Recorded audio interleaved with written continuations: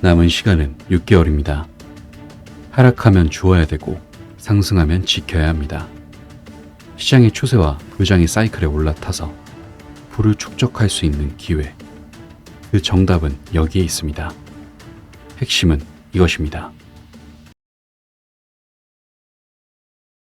안녕하세요. 크립토피어입니다. 금일 브리핑 시작해볼게요. 리플 XRP가 과연 이번 달에 매우 긍정적인 흐름으로 마무리할 수 있을까, 이것부터 체크해보려고 해요. 일단 이번 달 11월 코인들의 동향을 보면 알트코인들이 굉장히 좋은 모습을 보여줬거든요. 현재 상승했던 11월 알트코인들의 평균 수익률을 측정해보면 77.3%라는 굉장히 긍정적인 수치를 확인할 수가 있어요. 근데 XRP는 좀 다르죠. 역사적으로 11월에 XRP가 좋은 결과를 얻었었던 적은 2020년 11월 단 한 번이었거든요. 그걸 제외하고는 전부 좋지 않은 흐름이었습니다. 물론 이건 단순한 추측이라서 이번 달에는 충분히 좋은 모습을 보여줄 수도 있겠죠. 여기서 긍정적인 건 최근 기관이나 고래들이 XRP를 주목하고 있는 지표가 계속해서 나오고 있거든요. 지금 두 차례에 걸쳐서 약 9억 개 XRP가 지갑간에 전송이 됐는데 10월 중순부터 고래들의 거래량이 꾸준하게 상승하고 있어서 이렇게 적극적으로 많은 양의 통화를 이체한다는 건 강력한 시장 활동과 유동성을 나타낸다고도 볼 수 있고, XRP에 대한 매도 압력도 낮아지기 때문에 낙관적으로 보일 수도 있습니다. 그리고 더불어 리플랩스도 적극적으로 자산을 이전하고 있었거든요. 최근에 리플랩스 측에서 지갑간에 1억 XRP를 전송하고 추가 금액을 다른 거래소로 이동을 했어요. 이런 움직임은 주문형 유동성 서비스 리플의 결제 서비스를 지원하는 리플 측의 운영 전략의 일부로 볼 수도 있어서 매우 긍정적으로 볼 수 있죠. 그리고 거듭해서 말씀드리지만 시장의 전문가들이 XRP에 대해 낙관적인 전망을 계속해서 제시하고 있거든요. 예를 들어서 전문가 이그레그 크립토는 XRP의 시가총액이 18달러의 급등을 반영하여 9,970억 달러라는 새로운 사상 최고치로 치솟을 가능성이 있음을 밝혔고, 또 포브스의 선임 기고자 빌리 반브로는 최근 암호화폐 시장이 그 가치가 3조 달러 수준으로 급등할 수 있는 티핑 모멘트를 향해 가고 있다고 강조했습니다. 그러면서 비트코인, 이더리움, XRP까지 3대장이 300% 랠리를 경험할 것이다, 이런 예측들이 나오고 있는 거죠. 근데 여러분들이 이런 상승률을 봤을 때 사실 말도 안 된다라고 생각을 하실 수도 있어요. 상승률이 뭐 10%도 20%도 아니고 그보다 훨씬 높으니까. 그러나 개인적으로 봤을 때 비트코인, 이더리움, 리플까지 몇 개월 내에 큰 상승을 보여줄 것이고, 현재의 가격을 다시는 안 보여줄 가능성이 다분하다 보고 있거든요. 현재 대장인 비트는 연초 이후 이미 2배 이상 올랐고, 이더리움이나 XRP도 시장 랠리를 촉진시켜서 단 한 달 만에 암호화폐의 시총 약 3천억 달러를 추가시켰습니다. 그리고 그간 현재 이팔 전쟁이나 러우 전쟁에 따라 미국을 비롯한 전쟁 비용이 치솟으면서 각 나라의 리스크들이 점점 증가하고 있고, 그 외 이해관계들 때문에 갈수록 암호화폐가 주목을 받을 수밖에 없기 때문에 여러분들이 적극적으로 이들 코인을 담을 수 있는 마지막 기회라고도 생각하고 있어서 참고하시면 좋겠습니다. 다음으로 XRP ETF에 관련해서 짚고 넘어가려고 합니다. 블랙록에 XRP ETF 기대감 있는 소식이었지만 어쨌든 가짜라는 게 밝혀지면서 상승에 대한 폭을 전부 다 반납하고 다시 제자리로 돌아갔죠. 이에 대해 사법 당국이 조사에 착수했다고 하는데, 이걸 주의 있게 보셔야 하는 이유가 단순히 가짜뉴스구나 하고 넘어갈 게 아니라 기관 세력들이 비트코인 ETF를 출시하기 전 시장이 테스트를 한 것이라고도 볼 수 있어서 비트코인 ETF 출시가 임박해 있구나, 이렇게도 바라볼 수 있고, 반대로 비트코인 ETF 출시는 늦든 빠르든 확정이 돼 있으니 리플 ETF에 관한 시장의 반응을 먼저 살펴보려고 한 것일 수도 있습니다. 뭐 이유에 어찌됐건 비트코인 ETF 출시 전 테스트라면 어쨌든 출시가 임박해 있으니 호재인 것이고, 리플 ETF 출시에 대한 시장의 반응을 시험적으로 체크해 본 거라면 이 역시도 긍정적이었으니 호재라고 볼 수 있겠죠. 거듭 말씀드리지만 비트코인과 이더리움의 ETF 관련한 출시가 승인되면 그 다음으로 ETF 출시 가능성이 가장 높은 코인은 리플입니다. 이건 제가 굳이 강조 안 드려도 시간이 지나면 알게 되실 거예요. 그래서 어떻게 보면 리플 생태계에 기관 자금이 들어올 수 있는 잠재적 호재라고도 볼 수 있기 때문에 긍정적으로 체크하고 넘어가시고요. 자, 그리고 핵심이 되는 리플 소송에 관련해서 말씀드려 볼 건데, 일전에 법원이 부재책 브리핑 일정을 제시했었죠. 결과적으로 양측 모두 이에 대한 답변서를 제출하면서 내년 4월에 브리핑 일정은 마무리될 것으로 보고 있어요. 여기서 기관 투자자에게 판매할 리플 XRP는 증권이라고 판결했던 것에 대한 항소는 리플이, 그리고 개인 투자자에게 판매할 리플 XRP는 증권이 아니라고 했던 일전 약식 판결은 SEC가 서로의 약식 판결에 대해 불만을 가지고 있는 상태죠. 여기서 이 둘 중 하나라도 만약 항소를 진행한다면 2026년 중반 이전에는 판결이 나올 수 없다, 이런 분석이 나오고 있어요. 그러면서 이 멘트가 인상 깊죠. SEC가 소송에서 패배했다고 마침표를 찍는 그런 멘트를 리스폴리 변호사가 전해줬는데, 소송은 사실상 항소로 갈 확률이 매우 높습니다. 일단 리플이 항소를 안 하더라도 SEC가 이해가 하겠죠. SEC는 일전 7월 약식 판결이 내려진 후에 이미 중간 항소를 제기하려고 시도했었고, 법원이 일단 이번 건이 해결될 때까지 기다리라고 했기 때문에 현재 진행 중인 리플의 벌금과 관련된 구제책 관련 소송을 빠르게 마무리하려고 리플 임원들에 대한 소송도 취하를 했습니다. 결과적으로 이 사건에서 현재 남은 현안은 리플이 기관에게 판매한 XRP 물량에 대해 적절한 벌금을 찾는 것이지만, 어쨌든 항소까지 준비하고 있는 SEC의 의도들이 보이고 있어요. 물론 여기서 항소를 한다고 해도 리플 판결에 대해 뒤집을 만한 획기적인 증거나 반론을 제시하기가 어렵기 때문에 리플이 승소할 것이라는 거에는 변함이 없지만, 어쨌든 홀더분들과 투자자분들 입장에서 이 소송이 더 길어진다는 걸 의미하기도 해서 제칠 수도 있겠다는 생각이 들지만, 향후 브리핑 일정에서 어떤 변수가 나올지 모르기 때문에 이 부분은 좀 더 지켜봐야 될 것 같다는 거 참고하시기 바랄게요. 그리고 다음으로 체크해야 될 건 이겁니다. 리플의 CBDC 관련 소식이죠. 최근에 중앙은행 BIS의 총책임자가 그런 말을 해요. CBDC는 매우 빠르게 개발될 것이고 전 세계 대부분의 국가에서 조만간 현실화가 될 것이다, 이런 말을 하는데, 리플의 CBDC가 바라는 최종적인 목표가 뭐죠? 이런 CBDC 시장, 중앙은행 디지털 통화에 대해 연결할 수 있는 플랫폼이 되는 것, 이게 최종 목표라고 볼 수 있는데, 이 BIS와 리플은 일전에 국경 간 결제 태스크포스에 같이 합류한 이력이 있죠. 여기에는 마스터카드나 스위프트, 도이체뱅크, 웰스파고 등 대형 은행이나 일본 은행협회 등 단체 등이 참여했어요. 그리고 여기에서 유일하게 블록체인 기업으로서 리플이 함께하고 있죠. 따라서 리플이 현재 소송이 너무나 길게 이어지고 가격도 생각보다 지지부진하면서 많은 분들이 실망할 수도 있겠지만, 정말 시간이 지나고 나서 다시 리플을 바라봤을 때 리플이 세계 금융 시스템을 혁신하고 있구나 라는 생각이 분명 들 거라고 봐요. 그리고 이건 단순한 추측이 아닌 세계 기업들과 리플의 협업을 비롯한 정보에서 나오는 팩트 기반의 예측입니다. 따라서 정말 이 시장에 단기간으로 짧게 보고 들어오신 게 아니시라면 리플 XRP가 그리는 미래에 대한 기대감을 의심하지 마시라 강조를 드리고 싶습니다. 자, 다음 시장 상황 살펴볼까요? 미국의 CPI 발표를 했죠. 예상치보다도 더 하회를 했어요. 원래 3.3%를 예상했는데 3.2%가 나온 거죠. 그러면서 이 부분을 굉장히 긍정적으로 받아들이면서 나스닥도 좋은 상승을 보여줬고, 미국의 10년 만기 국채 금리는 4.5% 아래로 급락했어요. 그래서 이렇게 미국의 물가 상승 속도가 진정되면서 시장에서 연준이 12월 FOMC에서 기준금리를 연 5.25%에서 5.5%로 동결할 것을 예상하고 있거든요. 일부 긍정적이라고 볼 수가 있죠. 근데 반대로 대장인 비트코인이 이런 거시경제 상황과는 시세적인 흐름이 다르게 움직여서 아쉬운 모습이에요. 근데 반대로 저는 점점 더 이런 시장의 흐름과 동조화되지 않는 이런 모습이 시장에서 비트코인의 영향력이 점점 더 커지는 증거라고 보거든요. 과거에 어땠어요? 미국 시장이 폭락하면 비트도 같이 폭락하고, 오르면 또 같이 오르고, 이런 동조화 모습을 많이 보여줬는데, 최근에는 이런 모습이랑 조금씩 다른 움직임으로 다른 자산의 흐름에 쉽게 흡쓸리지 않는 모습을 보여주고 있어요. 그래서 개인적으로 그만큼 자산으로서의 가치가 확립되어가는 과정이다 라고 바라보고 있어서 긍정적으로 볼 수 있다고 생각합니다. 그리고 마무리로 일전에도 말씀드렸지만 비트코인의 반감기, 비트코인 ETF 승인, 또 몰락하고 있는 미국 경제와 달러, 그리고 그 사이를 파고드는 브릭스 국가들의 흐름, 이런 것들을 살펴봤을 때 본격적으로 미래를 위해 암호화폐를 담아둘 시기가 이제는 6개월 남짓 정도 남았다 생각해요. 따라서 지금 현 시점을 다시 한번 주목하셔야 한다는 거 강조드리면서 금요일 브리핑은 마무리하도록 할게요. 마지막으로 영상 하단의 고정 댓글 보시면 이렇게 시장의 다양한 관점들에 대해 교류할 수 있는 소통방 링크 있으니까 많은 참여 부탁드리겠습니다. 감사합니다.